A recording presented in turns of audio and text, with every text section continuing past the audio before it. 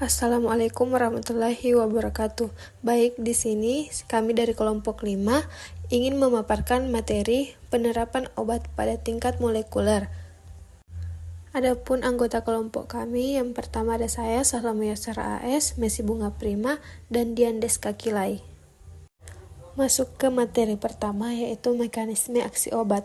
Definisi mekanisme aksi obat, interaksi spesifik antara obat dan target biologis, dan biasanya protein seperti reseptor, enzim, dan saluran ion. Selanjutnya, target molekul utama ada reseptor, enzim, dan saluran ion. Aplikasi farmakologi molekuler.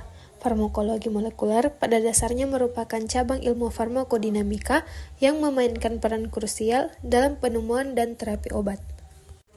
Seperti kerja obat dalam sistem biologis hanya dapat dipahami melalui studi jalur molekuler. Biologi sistem berada dalam tahap perkembangan eksponensial dalam beberapa tahun terakhir dan telah banyak digunakan dalam bidang biomedis untuk memahami dasar molekuler penyakit manusia dan mekanisme kerja obat. Dengan mempertimbangkan tema farmakologi, jalur molekuler yang terlibat dalam kerja obat dijelaskan dalam wawasan masing-masing bidang terapi. Adapun juga penerapan obat pada tingkat sel dan molekuler, mempelajari mekanisme aksi obat pada tingkat molekul dan seluler, serta jalur pensinyalan yang terlibat dalam respons terhadap obat. Pemahaman ini penting untuk mengembangkan obat-obatan yang lebih efektif dan aman, serta untuk memahami bagaimana obat berinteraksi dengan tubuh pada tingkat yang paling dasar.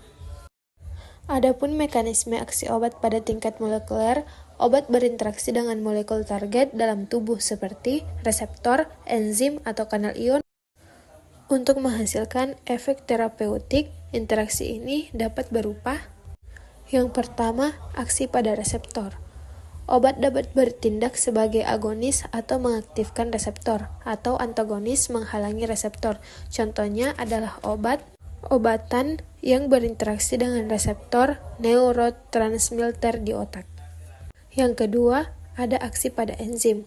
Obat dapat menghambat enzim atau inhibitor enzim, atau meningkatkan aktivitas enzim. Contohnya adalah obat-obatan yang menghambat enzim yang terlibat dalam sintesis prostaglandin, yang dapat mengurangi peradangan. Selanjutnya, yang ketiga, ada aksi pada kanal ion. Obat dapat membuka atau menutup kanal ion yang mengatur aliran ion melalui membran sel. Contohnya adalah obat-obatan yang memblokir kanal kalsium yang dapat digunakan untuk mengobati hipertensi. Lalu, masuk ke materi selanjutnya, jalur pensinyalan. Jalur pensinyalan sel, setelah obat berinteraksi dengan molekul target, jalur pensinyalan sel diaktifkan. Jalur pensinyalan adalah serangkaian reaksi kimia yang terjadi di dalam sel yang mengarah pada perubahan aktivitas seluler. Beberapa jalur pensinyalan yang umumnya meliputi jalur utama MAPK, WNT, dan PI3K-AKT. Jalur komunikasi sel yang pertama ada jalur MAPK. Jalur ini terlibat dalam berbagai proses seluler, termasuk pertumbuhan, diferensiasi, dan kematian sel. Lalu yang kedua ada jalur PI3K atau AKT. Jalur ini terlibat dalam pertumbuhan, kelangsungan hidup, dan metabolisme sel. Lalu yang ketiga ada jalur WNT. Jalur ini terlibat dalam perkembangan embrio dan regenerasi jaringan. Adapun penerapan dalam pengembangan obat, pemahaman mekanisme aksi obat pada tingkat sel dan molekuler sangat penting dalam pengembangan obat baru, dengan memahami bagaimana obat berinteraksi dengan target molekuler dan jalur pensinyalan yang terlibat. Merancang obat yang lebih spesifik dan efektif. Dengan mengetahui target molekuler yang tepat, ilmuwan dapat merancang obat yang lebih selektif untuk target tersebut, mengurangi efek samping yang tidak diinginkan. Selanjutnya, mengidentifikasi target baru untuk terapi. Pemahaman tentang jalur pensinyalan yang terlibat dalam penyakit dapat membantu mengidentifikasi target baru untuk pengembangan obat. Lalu, memprediksi efek samping obat. Dengan memahami mekanisme aksi obat pada tingkat sel dan molekuler, Ilmuwan dapat memprediksi efek samping yang mungkin terjadi sebelum obat digunakan pada manusia. Adapun contoh penerapan, seperti terapi kanker, beberapa obat kanker bekerja dengan menghambat jalur pensinyalan yang terlibat dalam pertumbuhan dan pembelahan sel kanker. Lalu ada terapi penyakit autoimun. Beberapa obat autoimun bekerja dengan menekan sistem kekebalan tubuh yang terlibat dalam jalur pensinyalan yang memicu respons imun.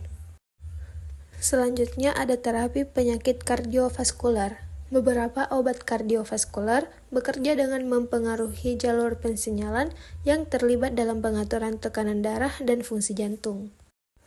Selanjutnya ada penerapan farmakologi molekuler. Seperti yang pertama ada pengembangan obat, pemahaman tentang mekanisme kerja obat pada tingkat molekuler memungkinkan pengembangan obat baru yang lebih efektif dan spesifik, dengan target molekul yang jelas dan efek samping yang minimal. Lalu yang kedua ada prediksi efek samping. Farmakologi molekuler dapat membantu memprediksi efek samping obat dengan memahami bagaimana obat berinteraksi dengan target molekul yang berbeda dalam tubuh. Lalu yang terakhir ada terapi yang dipersonalisasi dengan memahami bagaimana gen dan ekspresi protein dapat memengaruhi respons individu terhadap obat. Farmakologi molekuler dapat membuka jalan menuju terapi yang dipersonalisasi, di mana obat yang tepat diberikan kepada pasien yang tepat berdasarkan profil genetik mereka. Baik, di sini yang terakhir ada kesimpulan.